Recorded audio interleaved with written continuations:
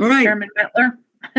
Yeah. So good afternoon. Rob Lagonia couldn't be here today. He's out of town. He asked me to chair the meeting. I'm happy to do that. I would welcome all of you here this afternoon. I'd call the meeting to order and call on the district attorney's office first.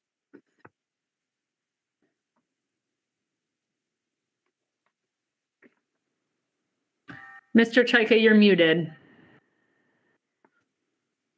Madam Chairman Mettler, I would simply ask the committee to approve my request. I think it speaks for itself. If anyone has any questions, I'd be happy to respond in any way I can. Okay. Does anyone have any questions?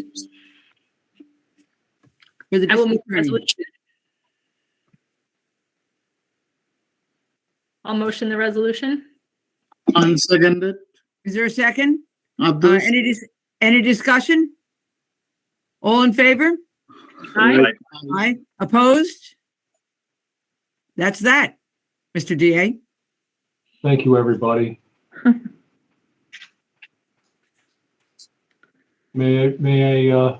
I free to leave, Madam Chairman? Yeah, I guess you are. Okay. Thank you. Okay, thank you. Okay, next we'll call on the public defender, Mr. Zoni. Thank you, Chairman, and thank you, members of the committee. I have one resolution requesting the Chairman of the Board of Supervisors to sign the amended 5-year statewide expansion of the Hurl Herring contract, the total amount of $5 million, $5,042,544.69. This amended contract reflects the budget and work plan for year 3 of the 5-year contract. I'll move it. Hoatling. Is there a second? Second. Who's the second? Helsley? I got Helsley. Yeah. Okay. Good. Sure. Is there any discussion? Mr. Zoni, I take it that each year we go through the contract, you add another year plan for the current work year. Is that correct? Yeah, there's essentially a budget we work out with the ILS. Right. Kind of a rolling contract. Okay. Yeah, and money that's left over from the preceding years just gets rolled over into the next year. I see. Yep. Okay. So are there any further questions or is there any more discussion?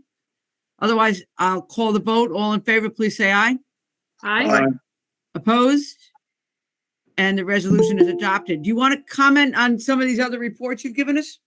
Yes, please. So there's for the month of March, we have 147 new applications, closed 128 cases, have an active caseload of 1,661 cases. Our counsel at first arraignment program, the attorneys conducted 14 off-hour arraignments, and my staff and I conducted 93 arraignments in the month of March. Okay. Supervisor Holtman. Yeah, I think there might just be a typo, Mr. Zoni. If you can scroll back up to that first report, it says 2020, 2021, 2020. I think that 147 number is for 2022. It should be. Okay. Let me get there. Bear with me while I turn to that page. Like a typo. That's my Okay. error. Thank you. Thank you. Anything else for Mr. Zoni? Otherwise, we'll thank you and move on. 911. Good afternoon, everyone. I have a resolution request to authorize the chairman of the Board of Supervisors to enter into an MOU with Greene County for the purpose of installing a point-to-point microwave connection. The actual equipment is being funded by a grant, and it's the state's mission and vision to fully interop 911 centers across the state. It'll increase our build out redundancy, and we'll share information and systems as we move on. I'll move it. Hoatling. Second, Morrell. Thank you. Is there any discussion? Otherwise, I'll call the vote. All in favor, please say aye. Aye. Opposed? The resolution is adopted. Yeah, so do you want to comment on your reports too? Yeah, so call volume for the month of March, that's incoming calls at 911 was 3,874 calls. We dispatched 1,294 EMS agencies. We notified and dispatched 395 fire agencies, 1,625 police polls, and 432 public service calls. And that's all I have. Okay, good. Any questions for Rob?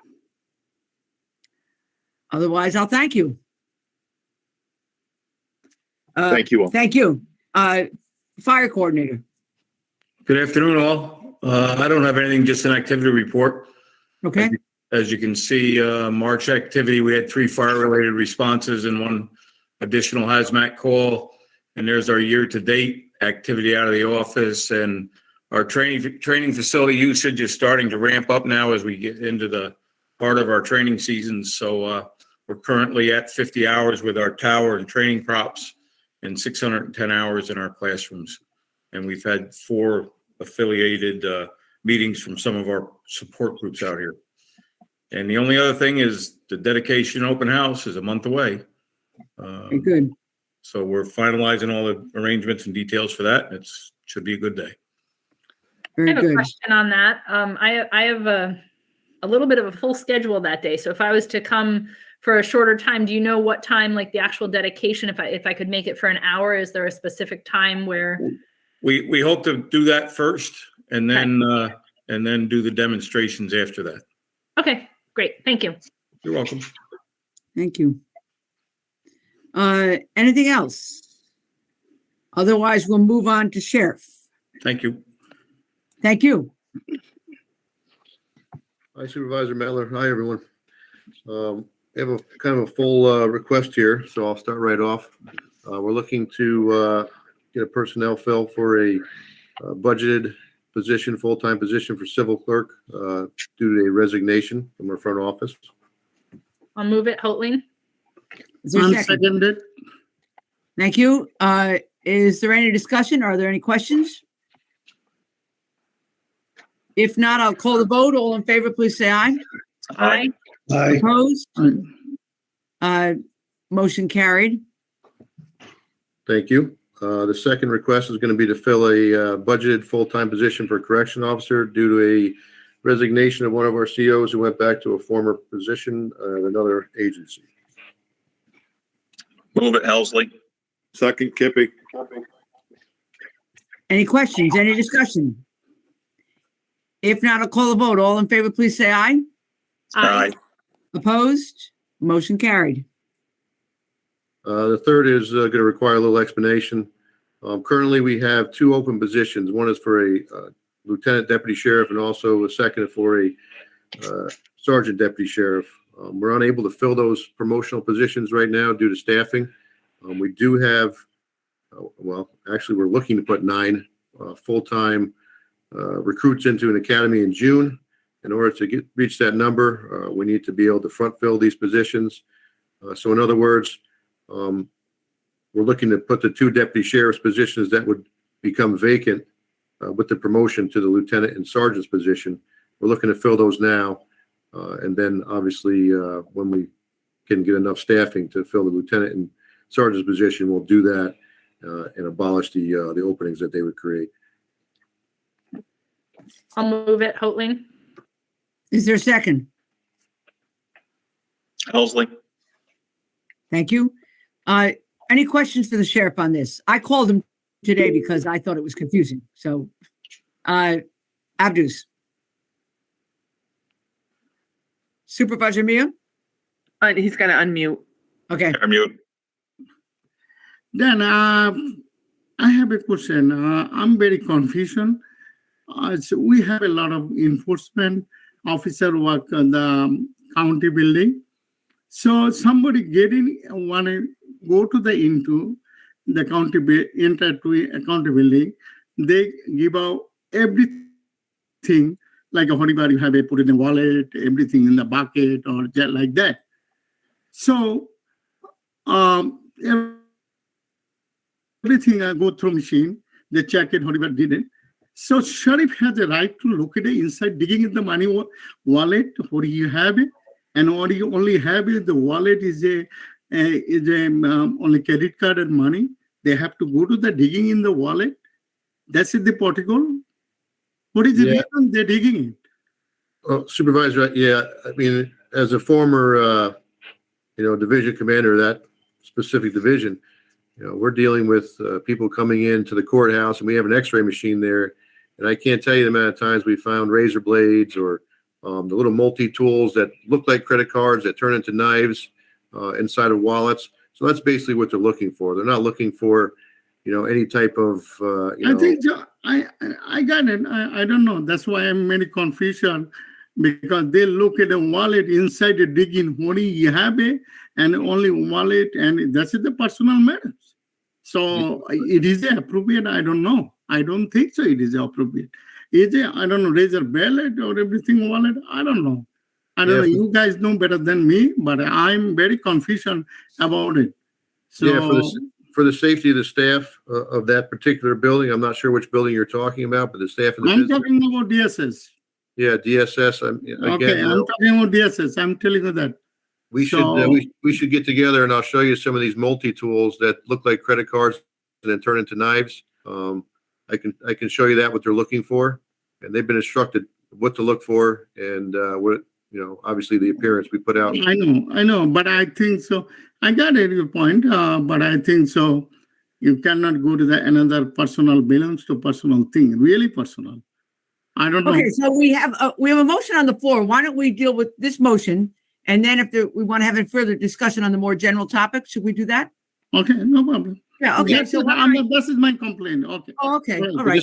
Just give me a call, Abdus. We'll figure it out. I'll explain it to you. Okay. Okay. All right. So with regard to the motion, it was made and seconded. Is there any further discussion with regard to the motion? And if not, I'll call the vote. All in favor, please say aye. Aye. Opposed? Motion carried. Thank you. All right. Supervisor Mia, did you get all of your questions answered or else? Oh, you'll- that's fine. That's fine. I'll be talk to him Good. later. Okay, no problem. Thank you. So the next resolution. We're looking ahead. to fill a open clerk typist position. It's a part-time position, which is also budgeted. I'll Very move it. good. Holding, is there a second? I'll second it, Morel. Thank you. Any discussion? Any questions? Otherwise, I'll call the motion. All in favor, please say aye. Aye. Opposed? Motion carried.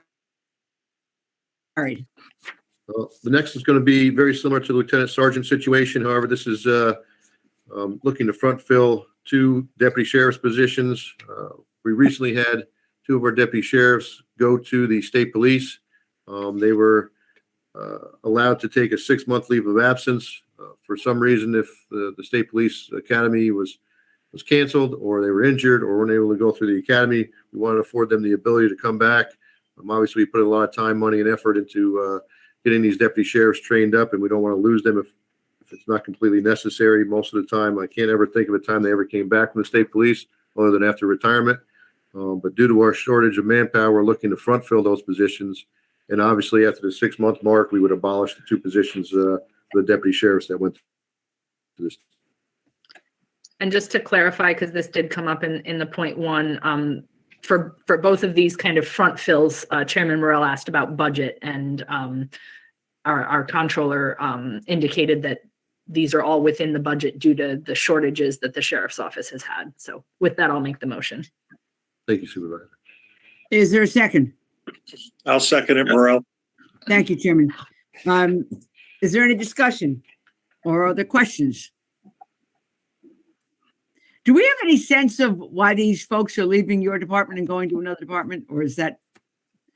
Well, the Something- 2 that go to the state police, obviously, we can't compete with the money that they're making in the state police. They're making more in the academy than they're making here after several years of being employed.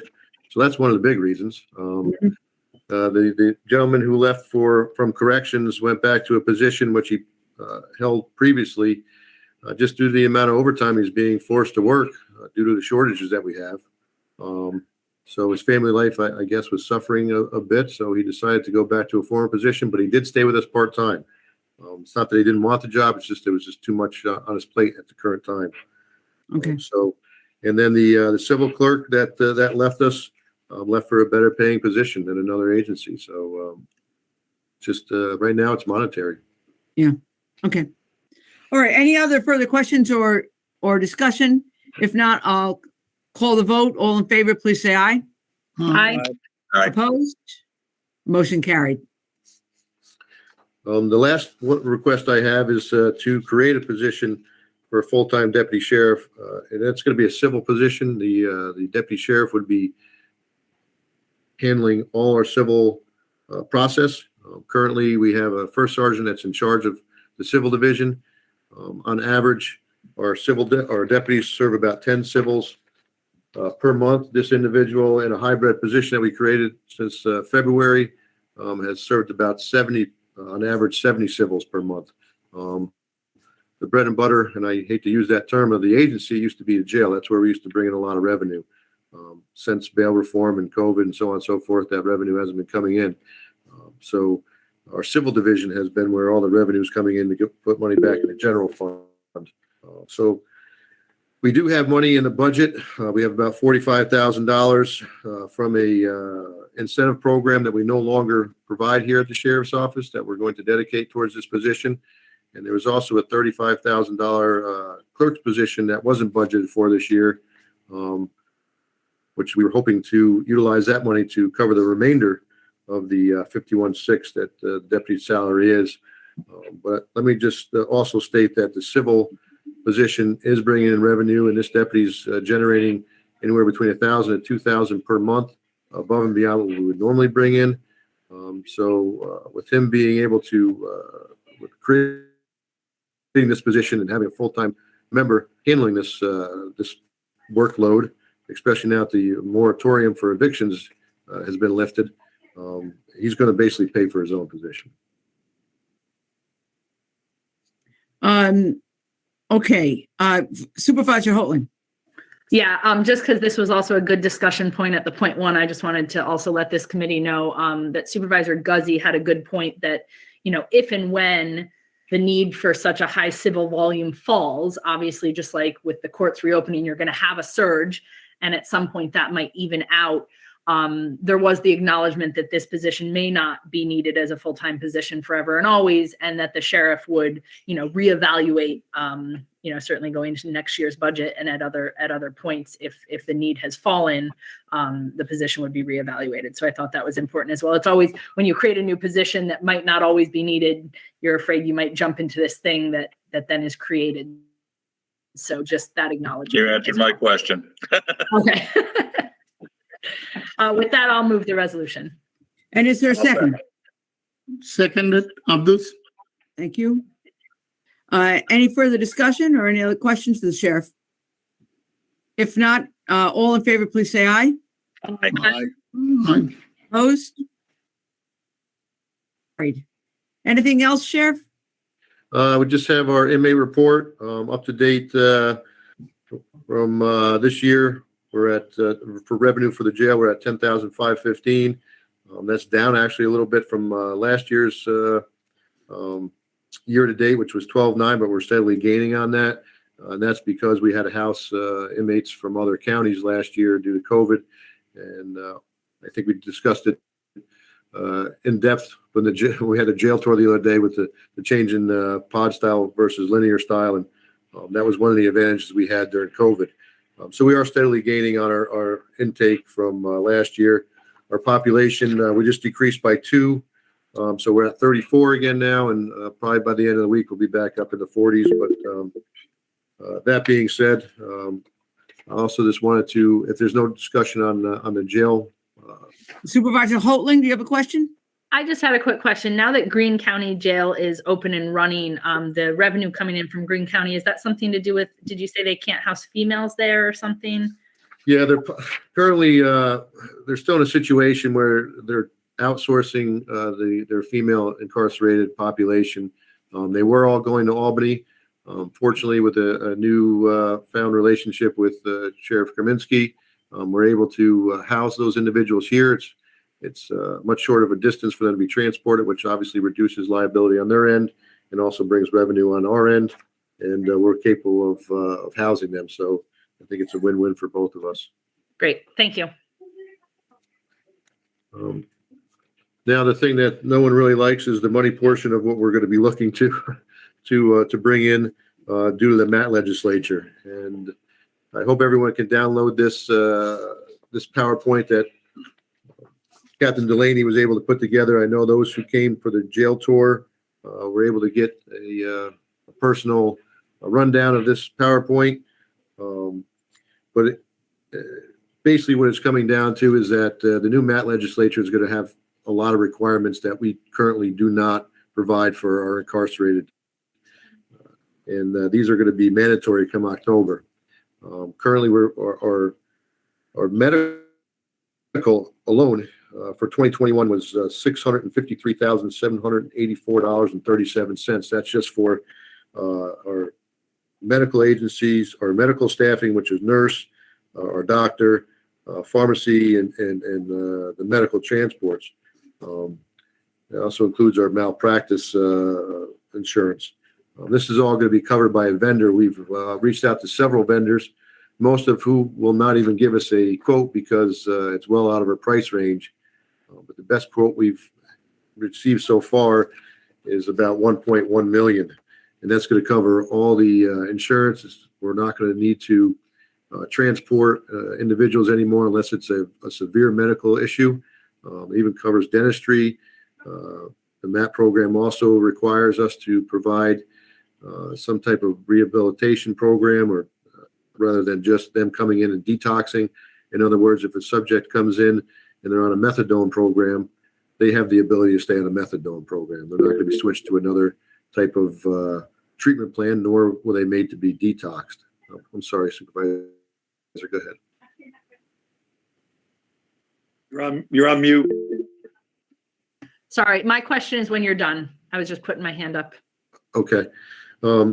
So I believe it's about 47 out of 58 counties, and I'll get that specific number and be able to send it out to anyone who's looking for it. I currently already have vendors handling this. So, you know, it's the wave of the future. Vendors are the way to go at this point, in my opinion. It takes the liability off the county. And it takes a lot of the risk of transporting individuals who are either, and the risk of overdosing in the car. It also takes away the risk of injury during transport, whether it's from car accidents, injuries to our staff based on, you know, an inmate or an incarcerated individual causing, you know, becoming violent during transport. And I think I supplied most of the supervisors that were here the information on the MAT legislature as well as this PowerPoint in person. So just want to give you a heads up what's coming. Thank you, Sheriff. So my question is, I agree with you that contracting with an agency is likely the best way to go. I would love to see some price comparisons, and I realize that a lot of these are going to be estimates. So I did hear a 600 and something thousand 2021 figure, which I think is a good starting point. But I would love to see, and you know, you might need to work with the chairman or others on this. What is our current insurance as far as, I'm sure there's an added policy needed when we are giving medical attention to incarcerated individuals. So, you know, if we didn't need that in our insurance anymore and the contracted provider was providing that insurance, would there be a $50,000 a year savings? I'd love to include that number in there. And then Supervisor, that number is included in that total the sheriff gave you. It's about a $13,000 medical malpractice premium we pay. That Okay. would go away if Okay. we outsourced it. But that's included in that 600 and okay, thank you. Yes. And then obviously the MAT legislation is a new thing. So I would love to see, and this is all going to be estimates, you know, if we continued with the model we have now, how many more nurses or doctors or staffing would we need? How many hours would we be spending to transport the medication in, to give the medication? Again, I realize it's all going to be estimates, but some kind of comparison. Once the MAT legislation is in place, we have no choice. These are things we're going to need to do. If we continue it in-house, we're going to estimate that that 600 and something figure is going to go to 900, or we can contract and here's all the benefits of that. And it's only going to cost, 100,000 more. I don't know what those numbers are. I realize they're not going to be hard numbers. They're going to be estimated numbers, but I would love to see that if possible. Absolutely. We'll do our best to get that to you. And, speaking with the captain yesterday, later in the day, we can already at this point utilize 2 more nurses in the perfect world, but definitely 1 more. I mean, they're being forced on a daily basis. It's just not something that I feel is safe to continue to do. If we don't go to a vendor, we're going to need more nursing staff. We're going to need a doctor who's going to be capable of, being able to prescribe or at least delve out the methadone, because our current physician is not licensed to do so. Our old way of thinking where people just come in and detox is no longer a viable solution. So there's a lot of upgrades that need to be made to our facility, which we discussed. And again, I'll offer any supervisors or anyone on the committee that would like to take a tour of the jail and see exactly what we're dealing with, just give me a call. We'll set that up, and I'd be happy to have you here. Chairman Morrell. Yes, Sheriff, have the affected staff or the potentially affected staff been notified of this? We have, not formally, no. We should have probably done this in executive session then. Yeah, I mean, as far as the nursing staff goes? Nursing staff, the doctor.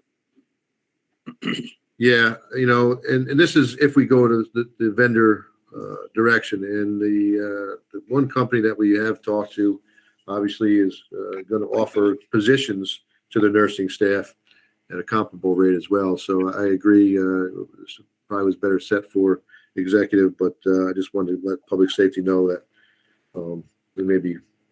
this may be headed the direction. So if it was inappropriate, I do apologize.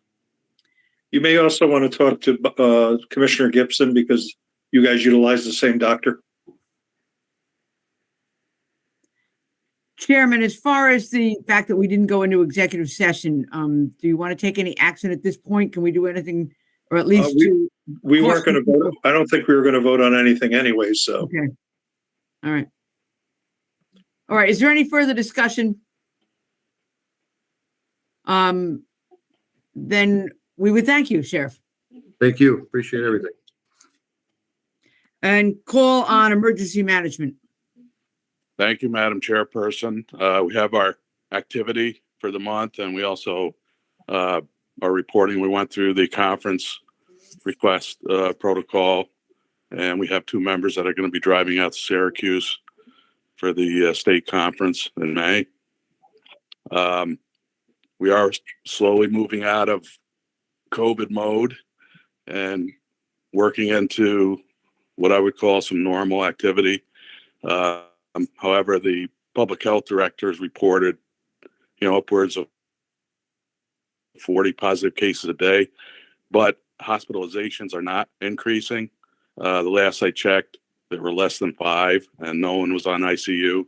So people seem to be complaining of cold-like symptoms, which, the information I've read has indicated that this was expected, and it's how it winds down as summer comes. Although, I think we all understand that we're going to be dealing with this every winter, like we are with the flu. So, but if anybody has any questions.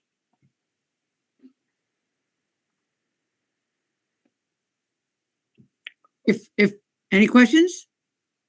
If not, thank you. Thank you. All right, we do have one add on, and I'm going to turn to Chairman Morrell to talk about this resolution. Okay. Unfortunately, I'm doing this meeting on my phone because my computer decided to update, so I can't read what's in front of me. But I can sort of do an overview. I was approached by people who were in the emergency services field, whether it be firefighters, ambulance and or emergency medical people, some of our own department heads, that they felt it was appropriate that the Board of Supervisors dedicate and name the County Emergency Services Response and Training Facility. As you know, you can read it in the resolution. Again, I can't see it because it's so small on my phone, but PJ has done quite a bit in the emergency services field as a fireman, as working with the Greenport Rescue Squad as a coordinator. He's developed programs that have been adopted on a statewide level. So we just felt that it was appropriate to name the center after PJ Keeler. And I know he's not, he's kind of modest about it. We actually went out and met with him a couple of weeks ago to talk to him about it. And he's I think he's on it. He may or may not be on the call, but I know he's very appreciative. But I think it's well deserved. Yeah, I'm here. We did meet, and I actually walked into a situation whereby I kind of thought maybe I was going to get fired or something. I didn't know what was going on, but they called it an intervention. But we won't get into that. But I'm extremely humbled, for something like this. Those of you that know me know I don't do what I do to get this recognition, but I would certainly gladly accept it on behalf of all of emergency services and what these people do day in and day out. And if it's a way to recognize all of emergency services, I'm extremely honored to accept this. And I'll end at that. Thank you. And we have one hand raised. Supervisor Helsley. And Mr. Keeler, well deserved. And part of the reason you deserve this honor is because you don't expect it. And that is, much appreciated by everyone in the county. And Supervisor Holtland. I just think that this is such a nice and wonderful thing to do for someone that does so much for the county. In my, 2 short years for the county, PJ wears so many different hats and so humbly and willingly does really whatever is needed. So I support this 1,000%. Thank you. Thank you. Who else? Town Supervisor. I'm not sure who's behind it. Okay. Hey, I'm not on this committee, but if I were, I'd vote yes. And thank you for allowing me in, Supervisor Metler. Anyone else would like to comment? I saw Michael Chimidi's hand go up. Yes, I thought so. Supervisor Chimides, do you want to say something? Sure. Yeah. I really appreciate all the work, PJ, that you've done to steward this project together. I guess I would add that there's something, a reason why I put my hand up and down is I'm not totally sure about naming something to somebody who's also an active elected official. And I know that PJ's role for the fire station is different than his elected official role, but I just wasn't sure about the process of doing that. And I don't have an opinion one way or the other, but it's something that I was considering. So anyone else want to speak to that issue or anything else? We do need a motion in a second. Yeah. I'm just, okay. All right. Just wanted to make sure. Yeah. Thank you. David Harrison. Thanks. I just wanted to, maybe address that a little bit, and that PJ Keeler has been involved in emergency services for years and years and years, even before he was an elected public person. And, he has been someone who has been a leader, not just regionally, especially in EMS, but statewide. I can tell you in the past when I've attended statewide meetings that his name has been brought up. Some of the things that he's done, in organizing EMS, and especially the program in our county, before he was even an elected official. He was known regionally and statewide for what he's done. So I hope that helps out with your concern. And, I as a signee, I am honored to be able to put this forward. All right. I would just. I'm gonna move. Oh, no, just kidding. Go ahead. I was just going to add something that Michael Tremendous may be absolutely right. Maybe there's some question here, but let me tell you something. I think when you have someone who's a really dedicated public servant, you should take the opportunity now, not wait, but say thank you. And that's what I think this resolution's about, is recognizing someone when we can recognize them and say that we appreciate everything you've done, the extraordinary generosity, the civic mindedness of PJ Keeler, everyone knows. So I'm going to call on Jackie Salvatore. Unmute, Jackie.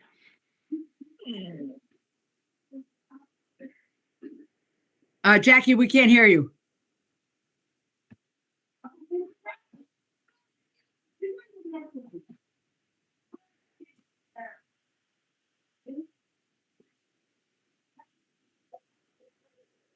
Jackie, we're not hearing you. There must be an issue with her mic. Then Supervisor Mia had his hand up as well. Yeah, thank you for PJ, what he's doing for the county. I'm appreciated, and he's a great leader. So running the county very well and different path. So thanks. Okay. Okay. If there's no further comment, I would ask for a motion. I'll make the motion, Matt Morrell. Thank you. Is there a second? Seconded, Abdus. So we have 2 seconds. Thank you, Oh, Supervisor Kelsey and Supervisor Mia. Well deserved. Any further discussion? Otherwise, all in favor, please say aye. Aye. Okay. Opposed? Motion is carried. All right. Is there any other business to come before the Public Safety Committee? And if not, are there any questions from the public? Just checking. There are not any emails from the public, no. Okay. Then, unless there's anything else to talk about, is there a motion to adjourn? So I'll make moved. it. Is there a second? All in favor? Aye. Aye. And thank you very much. Nice job, Supervisor Mettler. Good job, job. Jeannie. Thank you. Chairwoman. Bye. Thank you. Bye-bye.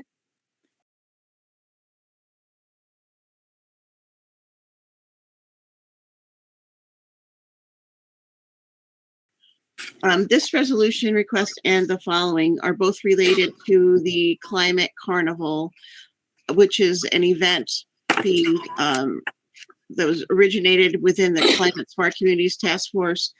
And it's Jolene is spearheading it, Jolene in Solid Waste. But this would allow, this memorandum of understanding would allow CLC to accept funds that could be used and donations that could be used for sponsorship and different activities and events that are part of the Climate Carnival. So the resolution requests includes all of the recitals that are included on the first page of the MOU if you reviewed it. And it's simply because the county isn't allowed to accept the donations or the sponsorship. So this would just allow there to be funding. There aren't any entrance fees or charging for any of the participants. Everything this year will be through donations and volunteers. So this would allow us to have some funding to cover some costs that are donated by other entities, outside entities. Okay, do we have any questions? I'll make the motion. I'll second. All in favor?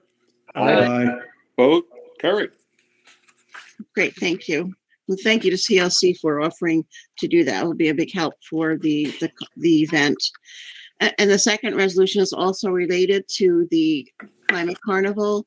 It's authorization to enter into a rental agreement with the Columbia County Agricultural Society for this one-day event. And it's authorization to enter into that. There aren't any fees associated with the rental. Ag Society is allowing the Climate Smart Task Force to conduct the Climate Carnival without any fees. I'll move that, Simmons. Second, Mussman. I have a first and a second. All in favor? Aye. Opposed? Carried. Okay, and That's it? that's all I have tonight. Yes, thank you very much. Thank you very much. Appreciate Thanks, that. Kelly. You're welcome.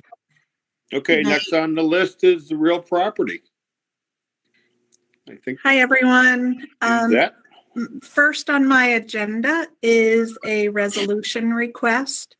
This request is to, for authorization to contract again this year with SDG Systems Development Group, which is the program that we use to display assessments and inventory data online for the public. It is required by state law that that assessment information anyway be displayed online, and we have been complying with that since around 2010 using this same company. And actually, I looked back, and the fee is $5,100. It's been the same fee since 2015. So we get a lot of hits on the website for this data being viewed, especially in reval years when we put the data up early in March for the towns that go through those projects. So I'm asking to contract again with SDG for this. I'll move it. Or I'll second. All in favor? Aye. Opposed? Carried. That is done. Suzette? I just want to say that this is a very easily navigable system, so I appreciate the fact that most people can use it without help. Thank you. Yeah. Is that it for the night, Suzette? Yeah, no, but you are welcome. Thank you, Supervisor Adams. And it is a fairly user-friendly program. And just two other things that I wanted to report on. One quickly is school tax processing. Just letting you know that for a good number of years now, we have not processed tax bills for Germantown and New Lebanon school districts. And this year, those districts, I've been talking with them. And in the past, they've used NARIC, Northeastern Regional Information Center, to process their school taxes, but not only process their school taxes, but also they gave them a complete package, which was to mail the bills out and to collect the taxes as well for those two districts, as well as other districts throughout the state, but in our county, just those two. And apparently they have increased their fee significantly. So the school districts are looking to come back to us to process those bills for them. So that will be an additional 5,400 parcels or tax bills that will be doing this summer in August, which will include some bills for New Lebanon School that are in Rensselaer County. So just letting you know about that. And lastly is I'm just starting a conversation about Board of Assessment reviews in the towns. As you know, Grievance Day will be coming up later next month in May, where property owners will have an opportunity, if they don't agree with the value of their property, to grieve it with their town's Board of Assessment review. Out of our 19 municipalities, about 6 municipalities have a 3-person board, and the other 13 have a 5-person board. It seems like for the past several years, we've had a number of towns that have not been able to fill all of their vacant seats. And this year, it looks like we're going to have about 3 towns that will have a vacant seat on their Board of Assessment Review. I'm sure this is nothing new to you guys. I'm guessing you're experiencing this throughout your towns with all different boards that you have. But with this particular board, if the towns don't have a quorum, which, with COVID or any other illness or, something that may happen for the other board members that are on those boards. If there's not a quorum, the Board of Assessment Review then by law becomes Matt Morrell as chairman of the board, Kelly Baccaro as clerk of the Board of Supervisors, and PJ Keeler as county treasurer. We have not had that happen, but I've seen in the past, basically 3 years, 4 years or so, vacancies where I don't remember seeing those in other years, and I'm not sure if I have looked back, and I don't know whether increasing what these members are paid by the towns would help. I do know, I've tried to research that back in 2019, and I didn't get every town to respond, but I believe that there's still some municipalities where it's a voluntary board where they're not getting paid. From my information that I gathered, I think there's some towns that may pay $25 for the one day, and some that may pay $12 or so per hour. And that may have gone up since 2019, but I'm not really sure what the it's obviously a difficult board to get members on. Not really, just kind of like the assessor position. Nobody really wants. It's a thankless job. But I'm throwing it out there because at some point I probably will reach out to the various towns to try to gather more information about their boards of assessment review, and to see how in the future, we can get all the seats filled. For a 5-member board, the quorum is 3. And for a 3-member board, the quorum is 2. So it's been something that's been on my mind for a while. There was a new law put out in 2019, late March of 2019, that does allow the county to contract with towns for the County Board of Supervisors to appoint Board of Assessment Review members for a town. The entire board would then be appointed by the county, not just 1 or 2 members as needed. And it would be at the recommendation of the real property director. And it's basically through Real Property Tax Law 1537, which is how we contract with the towns for reassessment services for the revals. So again, just something that, I'm putting out there is letting you know something that I'm thinking about, and seeing how we can work with towns in the future, whether to get members of their own or what have you. Supervisor Adams, did you have a question? I did. I wonder if this could work like the Board of Elections. When there's a shortage in one town, a town can reach out to an adjacent town to borrow a member. And then I don't believe you can do that. But there is if if you have a member that wants to grieve their own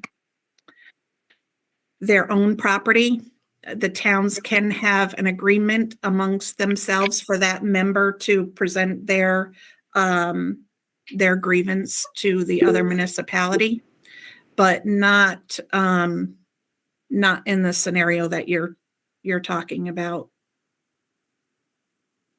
Supervisor Knott? Yeah, I just wanted to say, first off, I do have that arrangement with the town of Kinderhook, so I'm not sure the supervisor rooms knows that, but we did that some years ago. Where if we had a conflict of interest, that members of the board of BAR could go to a different town. But, you know, I've always enjoyed, and I know my wife tells people this all the time too, that, you know, when you have these revals and the county has done that and people are grieving that, it's always nice to be able to say to those people, you can go before the BAR and its neighbors, its friends, its people from your town that get to make that decision. So I would support trying to continue to find people from our own towns to do that. And I do share those challenges, but rather than saying that it's a county board, I think they're right now, because the county is doing a number of the revals, I think it's best to try and have local people do the BAR at the town level. Mm-hmm. Yeah, and it's just something I was throwing out there for additional information as a newer change to the law a few years ago. Not believe me, I don't really want to add something more to my plate, but I start emailing towns towards the end of the year, and I'm still trying to find out from some municipalities as of today about filling vacant seats. So it's time consuming with that part of it as well. But it does have to be a professional board, and it's not something that people, because they are friends and they are neighbors and they maybe are family, it's not a board that people want to jump onto. And, I'd prefer to go the route to see if perhaps giving these people some more money. It's not just a one-day thing, especially if there's a reval involved. And technically, legally, they could have additional meetings that they would have to attend if there were corrections or something that had to be processed later in the year. They could have a second meeting prior to each taxing jurisdiction setting their levies. So just something I wanted to put out there. I will be reaching out just to see if, to gather. We'll take it in advisement, that's for sure, Suzette. So. Okay, I think that is it. Okay, thank you very much. Thank you. I think we have a report from Fair Housing. Bill? Is Bill on, Kelly? No, Bill can't make it, so we're on to the county attorney. Uh-oh, county attorney, okay. I'm going to keep this short. It's too nice a day for me to be long. First thing I have on the agenda is a resolution to restore a parcel to the active tax roll. Do we have to go to executive for any of this at first? Not on this one, no. Okay. So I need could you explain a little bit more, I think, to the board so we know what it's about? Basically what had happened is we had a parcel that we pulled from the active tax rolls because we didn't want to put it in the county's ownership. There was some question about whether there was environmental contaminants on the parcel. And that parcel sold during COVID. It's pretty remarkable what a job the people that bought it did, and they paid the taxes. So we're not worried about the environmental contaminants anymore, and we're also interested in getting this back on the tax rolls. I'll move it, Morel. I'll second Adams. All in favor? Aye. Opposed? Carry. All right. The other two things, I really hope they'll be quick, but I do need executive session for them for litigation. I need a motion for executive session. I'll make that motion, Simmons. Second, Rick. All in favor? Aye. Aye. Okay, we got to wait till make sure.